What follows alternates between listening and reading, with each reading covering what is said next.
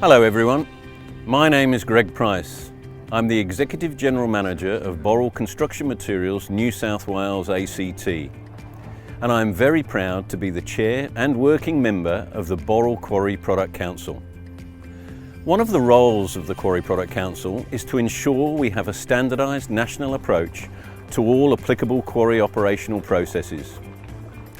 I would like to welcome you all to the Quarry Product Council's National Vehicle and Pedestrian Management Rollout. The Quarries business has embarked on a safety-focused initiative that targets all our sites in a bid to prevent all serious incidents. Working vehicle interactions and pedestrian movements can create multiple hazards or risky situations. This can lead to serious consequences. Today, you will be learning about how the vehicle and pedestrian management process commenced. You will see how one site's commitment brought about the changes needed to eliminate the risks of pedestrian interaction in many areas. The primary goal of the Quarry Product Council is to keep people safe whilst ensuring cost-effective production. This video will introduce you to the tools and processes your teams will use on site to set up appropriate vehicle and pedestrian management systems, processes and controls. I strongly encourage you to give your full attention to the upcoming presentation. Get involved in the discussions and actively participate in your team's on-site activities. By working together, you can create a better and safer vehicle and pedestrian management system on your own site, built by your people, for your people.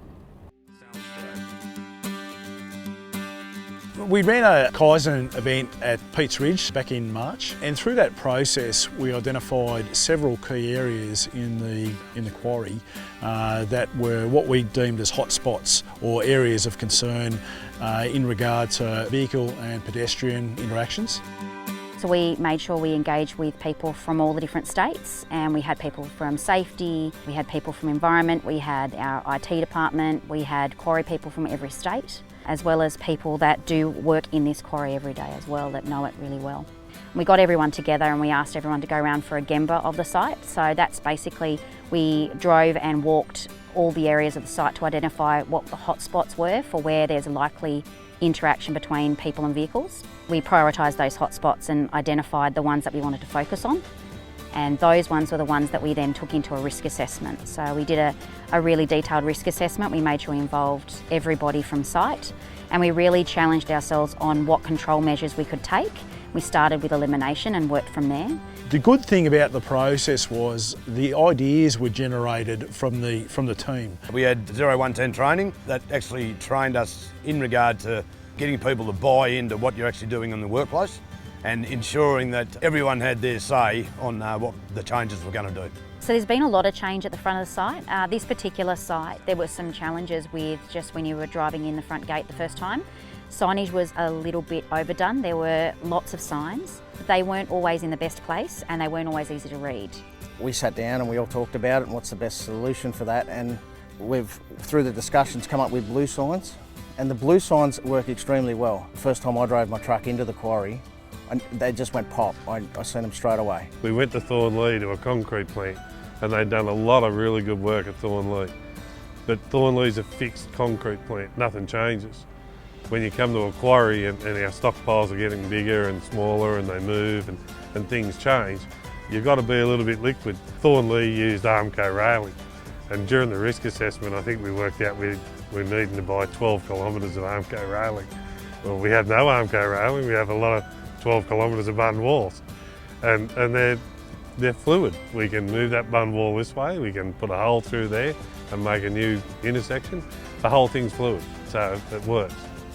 And probably the most prominent outcome was where we had our HME interacting with pedestrians, which is around our workshop area.